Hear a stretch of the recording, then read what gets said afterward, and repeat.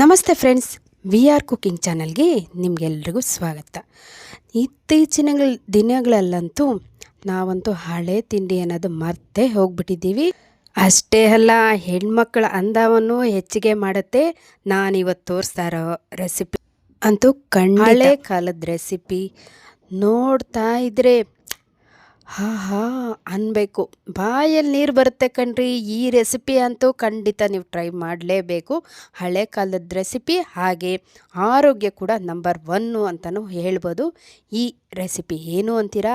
ಹುಣಸೆ ಚಿಗುರಿನ ತೊಕ್ಕು ಅಥವಾ ಚಟ್ನಿ ಯಾವ ರೀತಿ ಮಾಡೋದು ಅಂತ ನಾನು ಈ ವಿಡಿಯೋದಲ್ಲಿ ತಿಳಿಸ್ಕೊಟ್ಟಿದ್ದೀನಿ. ಖಂಡಿತವಾಗೂ ಏನು ಬೆನಿಫಿಟ್ ಇದೆ ಅನ್ನೋದನ್ನು ತಿಳಿಸ್ಕೊಟ್ಟಿದ್ದೀನಿ. ಕೊನೆವರೆಗೂ ನೋಡಿ ಈ ವಿಡಿಯೋನ. ಬನ್ನಿ ಯಾವ ರೀತಿ ಮಾಡೋದು ಅಂತ ನೋಡೋಣ. ನೋಡಿ, ಹುಣಸೆ ಚಿಗುರು ಅನ್ನೋದು ಈ ರೀತಿ ಇರುತ್ತೆ. ಜೊತೆಗೆ ಹೂವು ಕೂಡ ಸೇರಿಸಿ ತೊಗೊಂಬಂದಿದ್ದೀವಿ ನಾವು ಮರದಿಂದ.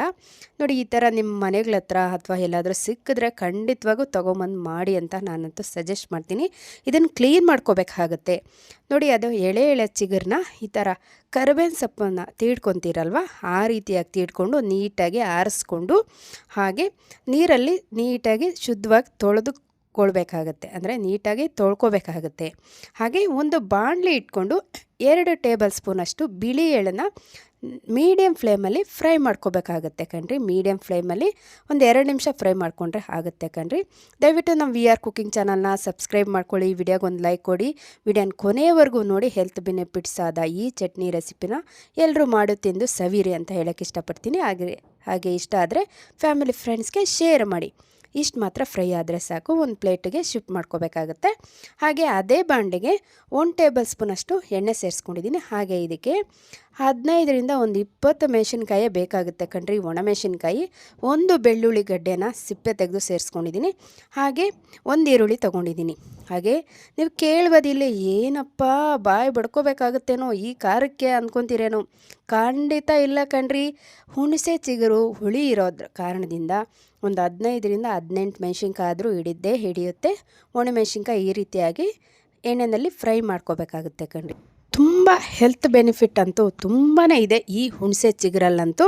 ಹಾಗೆ ತಿನ್ನೋಕ್ಕೂ ಸಹ ಬಾಯಿ ಕೆಟ್ಟಿರೋರ್ಗಂತೂ ಒಂದು ಹದ ಬರೋದ್ರಲ್ಲಿ 2 ಮಾತಿಲ್ಲ ಅಂತ ಹೇಳ್ಬೋದು. ಹಾಗೆ ಅದೇ ಎಣ್ಣೆಗೆ ಒಂದು ಕಟ್ ಮಾಡಿರೋವಂಥ ಈರುಳ್ಳಿ, ಸಿಪ್ಪೆ ತೆಗ್ದಿರೋಂಥ 1 ಬೆಳ್ಳುಳ್ಳಿ ಗಡ್ಡಿನ ಫ್ರೈ ಮಾಡ್ಕೊತಾ ಇದ್ದೀನಿ. ಸ್ವಲ್ಪ ಫ್ರೈ ಮಾಡಿಕೊಂಡ್ರೆ ಸಾಕಾಗುತ್ತೆ ಕಣ್ರಿ. ನಿಜಕ್ಕೂ ಕಣ್ರಿ, ತುಂಬಾ ಒಳ್ಳೆಯದು ಆರೋಗ್ಯಕ್ಕಂತೂ. ತಿನ್ನೋದಕ್ಕೂ ಅಷ್ಟೇ, ಎಲ್ಲದಕ್ಕೂ ಕಾಂಬಿನೇಷನ್ ಆಗಿರುತ್ತೆ ಈ ಹುಣಸೆ ಚಿಗುರಿನ ತೊಕ್ಕು ಅಥವಾ ಚಟ್ನಿ. ಇಷ್ಟು ಮಾತ್ರ ಫ್ರೈ ಆದಮೇಲೆ ಪಕ್ಕಕ್ಕೆ ತೆಗೆದಿಟ್ಕೊಂಡು ತೊಳೆದಿಟ್ಕೊಂಡಿರ್ತೀರಲ್ಲ, ನೀಟಾಗಿ ನೀರು ಸೋರಿಸಿ ಇಟ್ಕೊಂಡು ಇರೋ ಹುಣಸೆ ಚಿಗುರನ್ನ ಈ ರೀತಿ ಬಾಣಲಿಗೆ ಹಾಕ್ಕೊಂಡು ಸ್ವಲ್ಪ ಎಣ್ಣೆ ಇದ್ದರೆ ಸಾಕು, ಫ್ರೈ ಮಾಡ್ಕೋಬೇಕಾಗುತ್ತೆ. ನಿಧಾನವಾಗಿ ಮೀಡಿಯಮ್ ಫ್ಲೇಮಲ್ಲಿ ಫ್ರೈ ಮಾಡ್ಕೋಬೇಕಾಗುತ್ತೆ ಕಣ್ರಿ. ಹುಣಸೆ ಚಿಗುರು ಚಟ್ನಿ ಅನ್ನೋದು ತುಂಬಾ ಒಳ್ಳೆ ಬೆನಿಫಿಟ್ ಸಿಗುತ್ತೆ. ಅಕಸ್ಮಾತಾಗೆ ನೀವು ಹಳ್ಳಿ ಸೈಡು ಏನಾದರೂ ಹೋದಾಗ ಇಲ್ಲ ರೋಡ್ ಸೈಡಲ್ಲಿ ಕಂಡಾಗ ಈ ಚಿಗುರು ಕಾಣಿಸಿದ್ರೆ ಖಂಡಿತ ಕಿತ್ಕೊಂಬಂದು ಈ ರೀತಿ ಚಟ್ನಿ ಮಾಡ್ಕೊತೀನಿ. ಇದರಲ್ಲಿ ಯಾವುದೇ ರೀತಿಯ ಗೊಬ್ಬರ ಆಗಲಿ ಏನು ಕೆಮಿಕಲ್ ಆಗಲಿ ಯಾವುದೂ ಇರಲ್ಲ ಕಣ್ರಿ. ನೋಡಿರಿ, ಇಷ್ಟು ಮಾತ್ರ ಫ್ರೈ ಮಾಡಿಕೊಂಡ್ರೆ ಸಾಕಾಗುತ್ತೆ. ಹಾಗೆ ಹುರಿದಿರೋ ಅಂಥ ಪದಾರ್ಥಗಳನ್ನು ಎಲ್ಲ ಸೇರಿಸ್ಕೊಂಡು ರುಚಿಗೆ ತಕ್ಕಷ್ಟು ಅನ್ನೋದಕ್ಕಿಂತ ಕರೆಕ್ಟಾಗಿ ಉಪ್ಪು ಸೇರಿಸ್ಕೋಬೇಕಾಗುತ್ತೆ ಕಣ್ರಿ. ನುಣ್ಣಗೆ ರುಬ್ಕೋಬೇಕಾಗುತ್ತೆ ಈ ರೀತಿಯಾಗಿ. ಉಪ್ಪು ಖಾರ ಅನ್ನೋದು ಜಾಸ್ತಿನೇ ಇರಬೇಕು ಇದಕ್ಕಂತೂ, ಹುಣಸೆ ಚಿಗುರಿನ ಚಟ್ನಿ ಅಲ್ವಾ, ಆ ಕಾರಣಕ್ಕಾಗಿ. ಹಾಗೆ ಅದೇ ಬಾಣಲಿಗೆ 1 ಟೇಬಲ್ ಸ್ಪೂನ್ ಎಣ್ಣೆ ಸೇರಿಸ್ಕೊಂಡು 1 ಟೀ ಸ್ಪೂನ್ ಸಾಸಿವೆ ಸೇರಿಸ್ಕೊಂಡು, ಸಾಸಿವೆ ಎಲ್ಲ ಸಿಡಿದ ನಂತರ 1 ಟೀ ಸ್ಪೂನಷ್ಟು ಕಡಲೆಬೇಳೆ ಉದ್ದಿನಬೇಳೆ ಸೇರಿಸ್ಕೊಂಡು ಫ್ರೈ ಮಾಡ್ಕೊತಾ ಇದ್ದೀನಿ. ಇಲ್ಲಿ ನೋಡಿ, ಈ ರೀತಿಯಾಗಿ ಫ್ರೈ ಮಾಡ್ಕೋಬೇಕಾಗತ್ತೆ. ಕಡಲೆಬೇಳೆ ಉದ್ದಿನಬೇಳೆ ಸೇರಿಸಿದ ನಂತರ 1 ಟೀ ಸ್ಪೂನಷ್ಟು ಜೀರಿಗೆ ಸೇರಿಸ್ಕೋಬೇಕಾಗತ್ತೆ. 1 ಕಡ್ಡಿಯಷ್ಟು ಹಸಿ ಕರಿಬೇವಿನ ಸೊಪ್ಪು ಸೇರಿಸ್ಕೋಬೇಕಾಗುತ್ತೆ ಕಣ್ರಿ ಒಗ್ಗರಣೆಗೆ. ಹಾಗೆ ಸ್ವಲ್ಪ ಹಿಂಗು ಸೇರಿಸ್ಕೊಂಡ್ರೆ ತುಂಬಾ ಒಳ್ಳೆಯದು, ಆರೋಗ್ಯ ಕೂಡ ಒಳ್ಳೆಯದು. ಘಮ ಅಂತೂ ಸಖತ್ತಾಗಿರುತ್ತೆ ಹಿಂಗು ಸೇರಿಸೋದ್ರಿಂದ. ಹಿಂಗು ಸೇರಿಸಿದ ನಂತರ 1 ಬ್ಯಾಡಗೆ ಮೆಣಸಿನ್ಕಾಯಿನ 2 ಭಾಗ ಮುರಿದು ಈ ರೀತಿಯಾಗಿ ಒಗ್ಗರಣೆಗೆ ಹಾಕಿ ಫ್ರೈ ಮಾಡ್ಕೊತಾ ಇದ್ದೀನಿ. ನೋಡಿದ್ರಲ್ವಾ ಎಷ್ಟು ಚೆನ್ನಾಗಿ ಆಗಿದೆ ಒಗ್ಗರಣೆ ಅಂತೂ. ಚಟ್ನಿ ಸಹ ಸಖತ್ತಾಗಿ ಬಂದಿದೆ. ತಿನ್ನೋದಕ್ಕೂ ಅಂತ ಸೂಪರ್ ಆಗಿರುತ್ತೆ ಟೇಸ್ಟ್ ಅಂತೂ. ಇಂಥದಕ್ಕೆ ಕಾಂಬಿನೇಷನ್ ಅಂತಿಲ್ಲ ಕಣ್ರಿ, ಎಲ್ಲದಕ್ಕೂ ಸೂಪರ್ ಕಾಂಬಿನೇಷನ್ ಆಗಿರುತ್ತೆ. ನೋಡಿದೆ, ಇಷ್ಟು ಮಾತ್ರ ನುಣ್ಣಗೆ ರುಬ್ಕೊಂಡ್ರೆ ಸಾಕಾಗುತ್ತೆ, ಅಥವಾ ನೀವು ತರಿಯಂಗೆ ಸಹ ರುಬ್ಕೊಬೋದು. ರುಬ್ಬಿರೋ ಅಂಥ ಮಿಶ್ರಣನ ಈ ಒಗ್ಗರಣೆಗೆ ಸೇರಿಸ್ಕೊಂಡು ಎಲ್ಲ ಮಿಕ್ಸ್ ಮಾಡಿಕೊಂಡ್ರೆ ರುಚಿಯಾದ ಅದ್ಭುತವಾದ ಬಾಯಲ್ಲಿ ನೀರು ಊರಿಸುವಂತಹ ಹುಣಸೆ ತೊಕ್ಕು ಅಥವಾ ಹುಣಸೆ ಚಟ್ನಿ ಸಿದ್ಧವಾಗುತ್ತೆ. ಸ್ವಲ್ಪ ಜಾರಿಗೆ ನೀರು ಸೇರಿಸ್ಕೊಂಡು ತೊಳೆದು ಎಲ್ಲ ಮಿಕ್ಸ್ ಮಾಡ್ಕೊತಾ ಇದ್ದೀನಿ ಕಣ್ರಿ. ನಾನಂತೂ ಇಲ್ಲಿ ಮುದ್ದೆಗೆ ಸರ್ವ್ ಮಾಡಿದ್ದೀನಿ.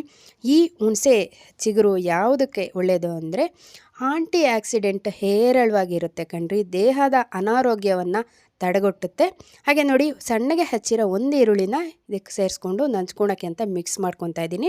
ನಿಮ್ಗೆ ಇಷ್ಟ ಇದ್ದರೆ ಸೇರಿಸ್ಕೋಬೋದು, ಬೇಡ ಅಂದರೆ ಸ್ಕಿಪ್ ಮಾಡ್ಬೋದು. ಹಾಗೆ ಮಲಬದ್ಧತೆಗೆ ತುಂಬಾ ಒಳ್ಳೆಯದು. ಹಾಗೆ ಮೂತ್ರ ವಿಸರ್ಜನೆ ಸಮಯಕ್ಕೆ ಸರಿಯಾಗುತ್ತೆ ಇದಂತೂ, ಅಂದರೆ ಹುಣಸೆ ಚಿಗುರಂತೂ. ಹಾಗೆ ಕೆಟ್ಟ ಕೊಲೆಸ್ಟ್ರಾಲನ್ನು ತಡೆಗಟ್ಟುತ್ತೆ ಕಣ್ರಿ ನಮ್ಮ ಹುಣಸೆ ಚಿಗುರ ಅಂತೂ. ಮತ್ತು ಹೊಟ್ಟೆಯಲ್ಲಿ ಜಂತುಹುಳ ಸಮಸ್ಯೆ ಇರುತ್ತಲ್ವ ಮಕ್ಕಳಿಗೆಲ್ಲ, ಅಂಥವ್ರಿಗಂತೂ ತುಂಬಾ ಒಳ್ಳೆಯದು. ಹಾಗೆ ವಿಟಮಿನ್ ಬಿ, ಹೆಣ್ಮಕ್ಕಳ ಅಂದವನ್ನು ಹೆಚ್ಚಿಸೋ ವಿಟಮಿನ್ ಸಿ ಸಹ ಹೇರಳವಾಗಿ ಸಿಗುತ್ತೆ ಈ ಹುಣಸೆ ಚಿಗುರಲ್ಲಂತೂ. ಮತ್ತು ವಿಟಮಿನ್ ಬಿ ಮತ್ತು ವಿಟಮಿನ್ ಸಿ. ಮತ್ತು ಇತ್ತೀಚಿನ ದಿನಗಳಲ್ಲಿ ಶುಗರ್ ಅನ್ನೋದು ಜಾಸ್ತಿನೇ ಆಗಿದೆ, ಅದನ್ನಂತೂ ಕಂಟ್ರೋಲ್ವಾಗಿ ಇಡೋಕ್ಕೆ ಸಹಾಯ ಮಾಡುತ್ತೆ. ಹಾಗೆ ಕೀಲು ನೋವಾಗಿರ್ಬೋದು, ಮೊಣಕಾಲು ನೋವಾಗಿರ್ಬೋದು, ಅದಕ್ಕೂ ಕೂಡ ತುಂಬಾ ಬೆನಿಫಿಟ್ ಆಗಿರುತ್ತೆ ಈ ಹುಣಸೆ ಚಿಗುರಂತೂ. ಮತ್ತು ಕಾಮಾಲೆ ರೋಗ ಅಥವಾ ಜಾಂಡೀಸ್ಗಂತೂ ತುಂಬಾ ಒಳ್ಳೆಯದು. ಹಾಗೆ ಯಂಗ್ ಆ್ಯಂಡ್ ಎನರ್ಜಿಟಿಕ್ ಆಗಿ ಕಾಣೋ ಥರ, ಅಂದರೆ ಯಾವಾಗಲೂ ನಾವು ಚಿಕ್ಕ ವಯಸ್ಸಿನ ರೀತಿಯಾಗಿ ಕಾಣೋದಕ್ಕಂತೂ ತುಂಬಾ ಯೂಸ್ಫುಲ್ ಆದಂಥ ಚಟ್ನಿ ಅಥವಾ ಹುಣಸೆ ಚಿಗುರು ಅಂತ ಹೇಳ್ಬೋದು. ನಾನಂತೂ ಮುದ್ದೆ ಜೊತೆ ಸರ್ವ್ ಮಾಡಿದ್ದೀನಿ. ಬಿಸಿ ಬಿಸಿ ಅನ್ನಕ್ಕೂ ಕೂಡ ಚಪಾತಿಗೂ ಸಹ ತುಂಬ ಸೂಪರಾಗಿರುತ್ತೆ. ಇನ್ನಷ್ಟು ಈಸಿ ರೆಸಿಪಿಯೊಂದಿಗೆ ನಿಮ್ಮೊಂದಿಗೆ ಇರ್ತೀನಿ. ಅಲ್ಲಿವರೆಗೂ ವೀಕ್ಷಿಸಿದವರೆಲ್ಲರಿಗೂ ಧನ್ಯವಾದಗಳು. Thank you for watching.